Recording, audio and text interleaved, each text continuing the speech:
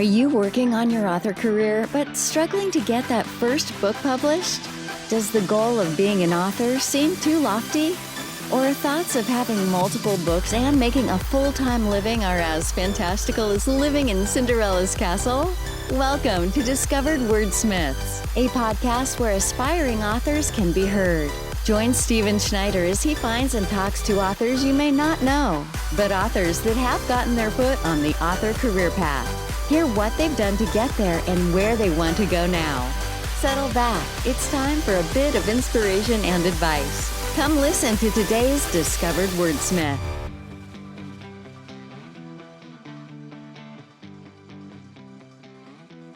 Today I'm talking to Jacqui Penn, who writes under the pseudonym of Penny Appleton.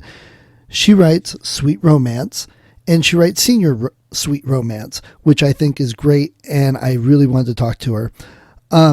As an aside, for everybody that is a writer listening to the podcast, her daughter is also Joanna Penn, which I'm sure you've all heard of. When we did the interview and talked, Jacqui and I chatted for quite a while, had a great time, and she suggested we discuss something other than just doing an interview. So you'll notice this interview is broken into two parts, and future interviews and podcast episodes are going to be broken into two parts. So I thank Jacqui for that great idea. So here's Jacqui, and if you like the podcast, you like what you hear, please give the other episodes a listen. Go check out the author's books. Give the podcast some likes to help promote it, to get more readers and more writers finding other new writers and readers finding other new books to read. Here's Jacqui. All right. Well, today on the podcast, we have Jacqui, who writes as Penny Appleton. Welcome to the podcast, Jacqui. Thank you very much, Stephen. It's a pleasure to be here and to hear your lovely American voice. And I feel the same way. I interviewed somebody from Scotland, and my wife said, "Oh, let me talk to him." Is your wife Scottish? No, not at all. She's Finnish. Right, but she likes the accent. Very much so. So, all right. Well, Jacqui, tell us a little bit about who you are, where you're from, a little bit about your background outside of writing. Okay, well, I'm 73. That sounds very, very old. I was born in 1947. And thinking of my writing and of my background, I really am a country girl. Not in the American sense of, thank God I'm a country boy, but English countryside affects me. And having worked and lived in the United States, I have lived in parts of the country like Boise in Idaho and Oregon. And English countryside is very rolling and gentle, green hills and beech trees and oak trees and bird song and ploughed fields and horses and cows. And so I was brought up in that. And that's my favourite place to be, really. And it's the background of the books that I write. So from there, I went to university in London and became a teacher of English and drama. And I'm an introvert, but like many introverts, capable of being an extrovert when you're on stage, if you know what I mean.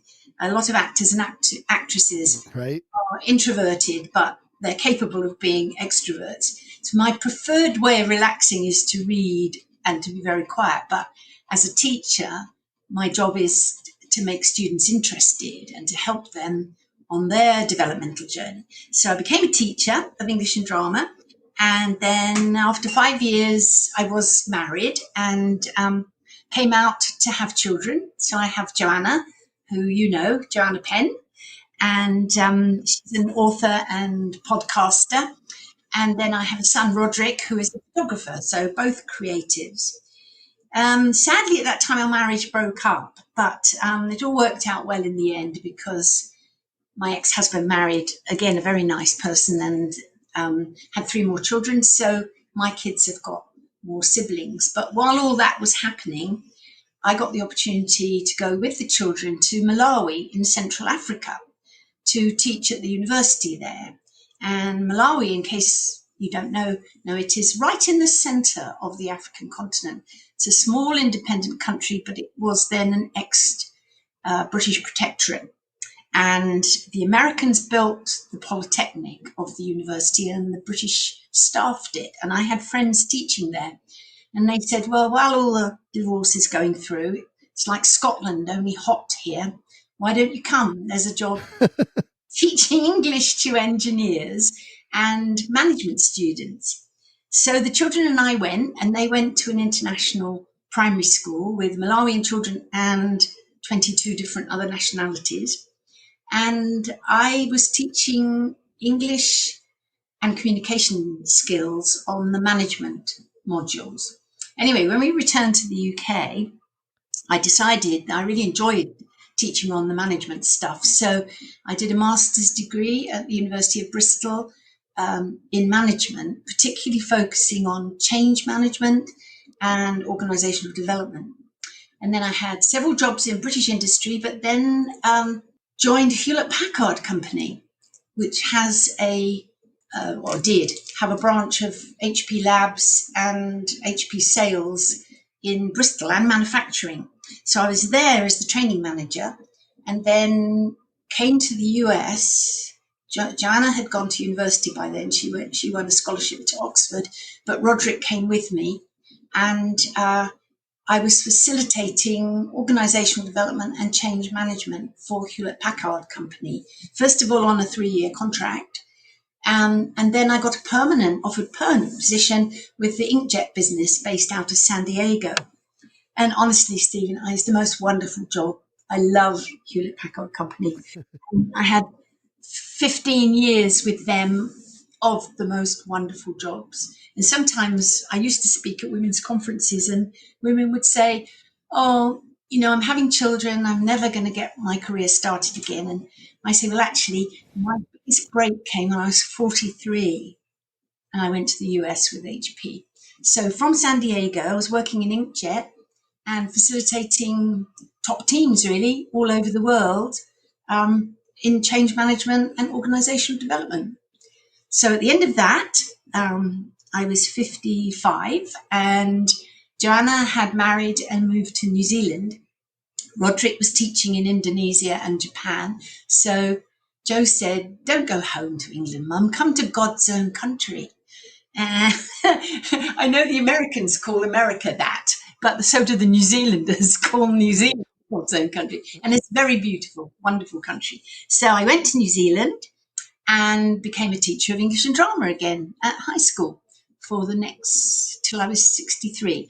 Then Joanna and her husband returned to UK, and I came to, not with them, but decided it was time to stop following my kids all around the world. So I retired to the UK, and since then I've been volunteering. So worked at a riding for the disabled unit and at a hospice. I've been a caregiver. I've been an examiner for the English schools boards. And then I began to get a bit bored. And Joanna said, after 10 years as an indie author and publisher, why don't you write? You've had so many adventures. And I said, well, what am I going to write? And she said, well, thrillers are number 2 in the world for sales. What's number 1? I said, I don't know. She said, it's romance. So as you know, Jo and Orna Ross, her partner and sidekick, facilitate the Alliance of Independent Authors podcast. Just amazing stuff on there. So I had to listen to that. And Jo said, do you want to sell or do you want to just hold your book in your hand? And I said, well, actually, I think I'd like to sell, because although the pension covers the basics, I love to travel and I love having vacations overseas and visiting other cultures. So 5 years ago now, Jo helped me publish my first book. And just this month, November, we've just brought out the 5th one for Penny Appleton, called A Summerfield Christmas Wedding. So that's where I am now. And I love that story. And that's what attracted me to want to do this podcast in the first place, because our world is so different than it was 10 years ago, 20 years ago, 40 years ago.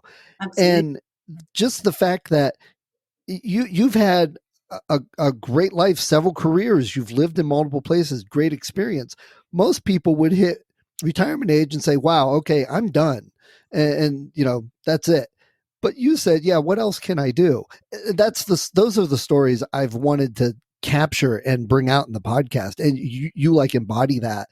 And the fact that you changed from what you used to do, teaching and working for Hewlett Packard and now writing. It's not like you're just extending the career you had. It's total flip flop. Oh, So that right. to me, I admire that. I love that. Thank you. And You answered right. It was, I've always journaled, but I've never written anything. And reading Jo's books and now doing it myself as an indie author with her helping me for the first couple, I compare it a bit like being taught to fly. Joanna is a flying instructor for me, and she took me up in the plane and showed me what it looks like from up there. But boy, it's hard work to learn. I learn all the time about how to be an indie author, and I've had a secret weapon in JF Penn, really, and the Creative Penn podcast. I was going to say, if you're going to have a mentor for doing writing and independent publishing, you probably couldn't have gotten anybody better. No, that's absolutely right. It was really lucky and wonderful to. I have a great relationship with Jo. We're good friends, and sometimes we drive each other up the wall. But we're both similar introverts, so we don't bug each other too much. But she's also quite tough. So the first couple of books, she really did help me. Like the first one was 95,000 words, and she said, "Mum, if you're going to publish commercially, we have to get rid of 45,000 words." And I almost wept. This was my baby. I just finished my first book. So she showed me, she said, there's some gems in here, but there's also, you've got to think of your reader. What does your reader want? Lovely ideas, exciting action, fast paced, interesting characters, and you've chosen to stay in the sweet romance genre. So there's some stuff in here, that doesn't work for that. Your reader is going to buy it on the blurb and the cover, and you've got to deliver what you say you're going to deliver. So she was a great help. And then after the first three, then she said, it's time to go really independent now. So I wasn't allowed to ask any more questions. She just pointed me at the website. I've got a shelf of books. She's got 12 books on every aspect of indie publishing and writing, and all the answers are there. So now she doesn't let me email her with questions. I'm cut free. I'm playing. Well, hopefully, if there's new authors listening to the podcast, that they look up the Creative Penn and look up Joanna's books, because I think most of us that take it seriously have the full collection. I don't know an author that I've talked to that doesn't have at least most of them. Yes. Now, Jacqui, that's what I love also. Your chosen book chosen genre is cozy romance, which I think you're the first romance author I've interviewed on the podcast. Yes. But you not only did cozy romance, you set it with more senior adults, people that we don't think of as dating, people that aren't in the dating scene, which is a completely different story.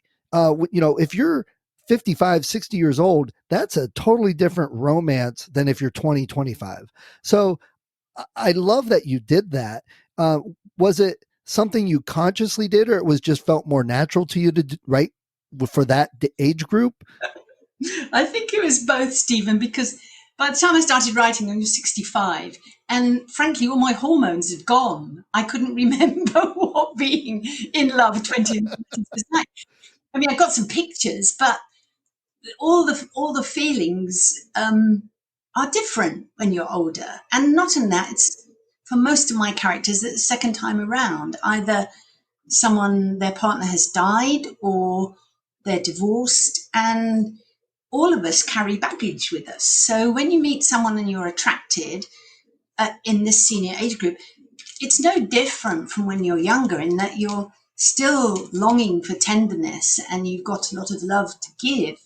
But sweet romance. You called it cozy romance. I've not called it cozy, meaning like you can sit by the fire and read it, sort of thing. Yeah, that's a term I've heard more often, but I think, and I could be wrong. I'm sure people will correct me, but I think they basically are about the same thing. Okay. I guess what I'm aiming for is what I like to read. I do not like to read stuff with a lot of sex and violence in it. So a sweet romance does not have sex and violence. It has warmth and love and attraction and tenderness and families and animals and the English countryside and fun and laughter and stuff that makes love, but it doesn't have the passion. It has more. Um, I don't know if you know the books of Thomas Hardy, this English writer. One of his Oh was yeah. called Far from the Madding Crowd, and there's a character called Gabriel Oak, and he's talking to his love, and he says, "And at home, when we are by the fire, whenever you look up, there I shall be, and whenever I look up, there will be you too." And there's more a companionship of love, less passion, more companionship. Yes.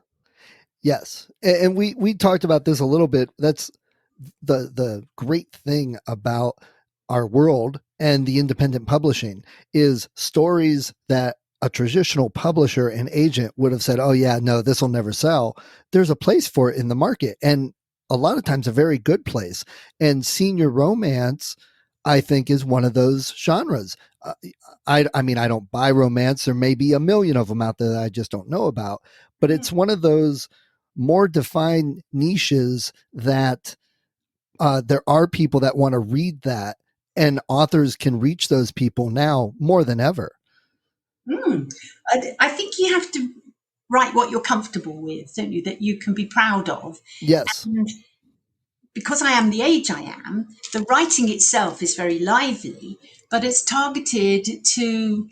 Um, so Joe mentioned to me that I should have a look at my reviews when we were preparing for this. There are 129 reviews on the Penny Appleton Nice. website, and they have a point average of 4.4 out of 5. And there are Wow, 120, that's great. there's 102 reviews for UK. So the 129 are for the US. And people have written things like, "I bought this book for my nan who's in a care home because you can buy them in large size print."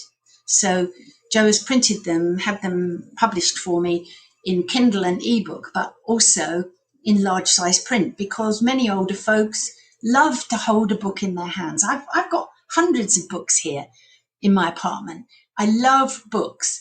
And whilst I listen to Kindle and audio, they don't comfort me like a real book does. So, for older people, often large print is good. And these kind of stories, I want to go to sleep having read a chapter of it and go, "Well, that was interesting. That's fascinating." And I really resonate with this character, but not with my head full of images that are going to give me bad dreams. There's enough of that in the news, isn't there? Oh yeah, yeah, definitely. And you don't even live in the States right now, so Well, it's the same in the UK, Stephen. We're just um, going through a great period of turbulence in the history of humankind. yes, yeah, it's been an interesting year and a couple years. Yes. I was, we're in lockdown So at the moment here. We're yes, locked yeah, down. we're working on it, but there's So none of the stores are, well, the food stores are open. Essential medical services are open, but, nobody's moving about and you can only go out for the day, out for your walk each day, and you can't mix with other households, and everyone's wearing masks and our numbers are coming down. And it's kind of scary, but then I was reading things and Shakespeare, we had terrible plague here in the time that William Shakespeare was writing. And every time the plague hit, everyone would lock down. So he would go back to Stratford on Avon, where his family were. And in the very worst time of the plague, he wrote the play King Lear. And I think, okay, if Shakespeare can write King Lear during lockdown, maybe I can write another romance. And the other great thing is your book, I think a lot of people are looking for, need, especially if like my parents, they're older and these times are scary because of the health issues. So it's nice to escape and read something that you can relate to, which again is something that wouldn't have been there if it was just traditionally published. So you're definitely providing something needed in this time, being I think you're independent quite right published. about traditional publishing. I think to be published traditionally now, you have to be rather spectacularly avant garde, or something's got to be very different, hasn't it? For a traditional Right. publisher to take you on, Yes. because their costs are very, very high. But what I love about being an indie author, and that Jo had been doing it for 10 years before she then said to me, look, when you write something, even if it's small niche and you publish yourself using Amazon, you pay all the upfront costs, but the money from that intellectual property comes to you. You own it. So I don't know if you Right. have you seen the Netflix miniseries, The Queen's Gambit? Is it on there? The Queen's Gambit. You obviously Yes, it's on my list it's actually. My wife and brilliant. I were talking about it last night. Um, the original book was written by Walter Tevis, and then it's been made into a Netflix miniseries, which is just absolutely sweeping the UK, and it's brilliant. I've watched it twice now. Brilliantly written, brilliant screenplay. But Walter Tevis has passed away, so he didn't know that that piece of intellectual property has now caught fire in another sort of way. And for many writers, so if I'm looking at romance writers, do you know the book or the movie, The Best Exotic Marigold Hotel? Have you ever heard of that?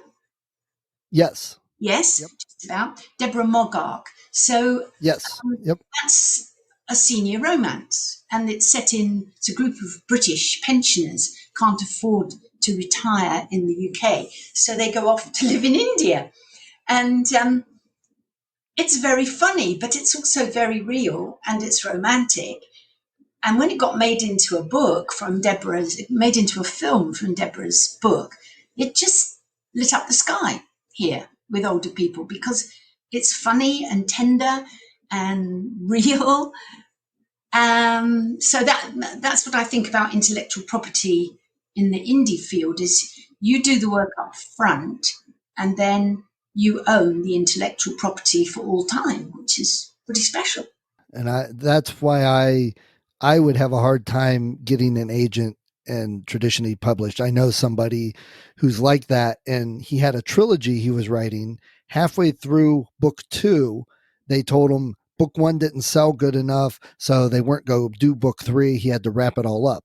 So he rewrote a lot of book 2, so it was like 2 and 3 together, finished everything up and sent it to them. And then after 2 came out, they said, oh, well, now both of them are doing really well. We want you to do 3 and maybe even more.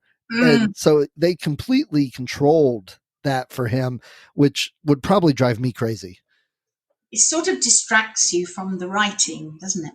So if you can own it, Yes. it takes the pressure off, Right. or it puts on a different pressure. I agree.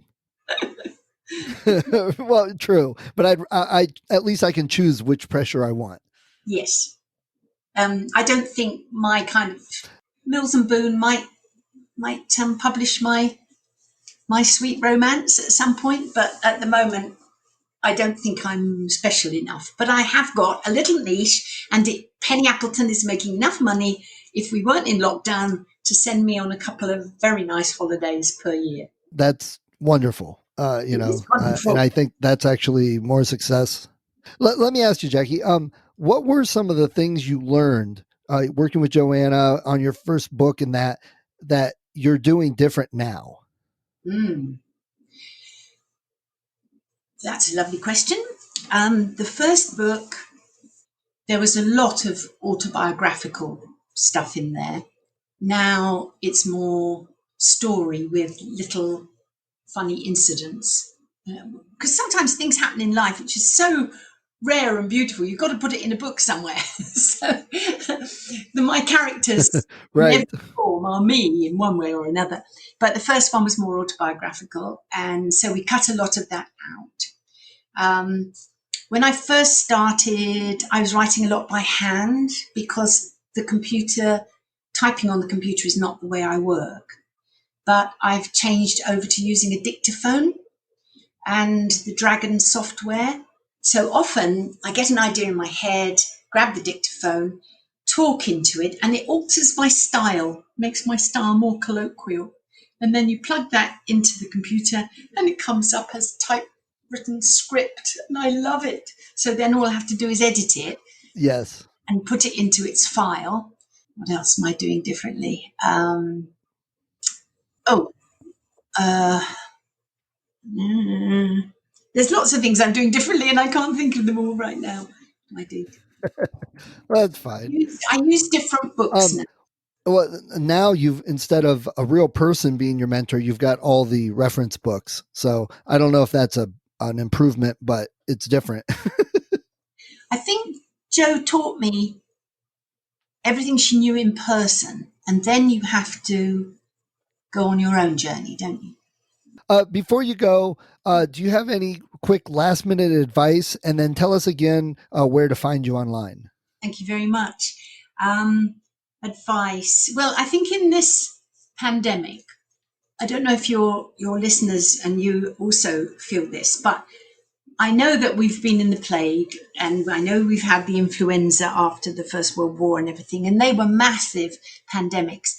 And when I get a bit low, I think, well, in those days, we didn't know what it was. The technology and the microbiology was not advanced enough. We didn't know how to tackle it, and we didn't know how to develop a vaccine. Whereas with this pandemic, it's a novel virus, but we know what it is now, and we know how it spreads, and vaccines are being developed.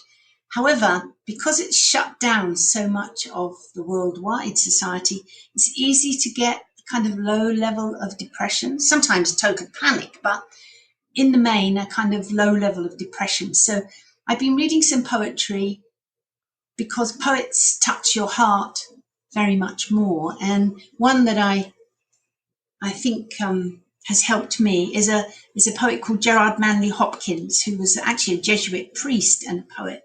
And he's writing about how the woods at this time of year, all the leaves are falling.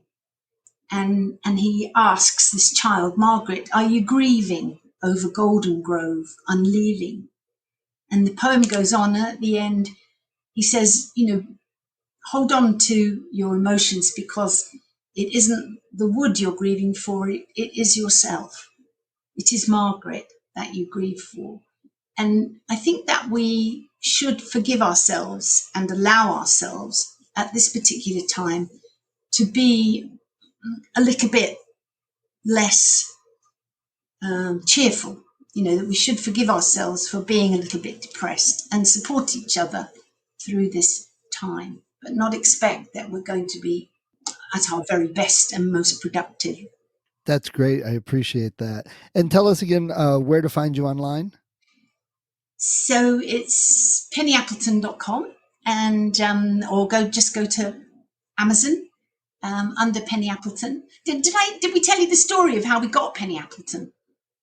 Because obviously my name's Jacqui Penn, but there's I think you told me. Yeah. So If you got a moment, yeah, that'd be great.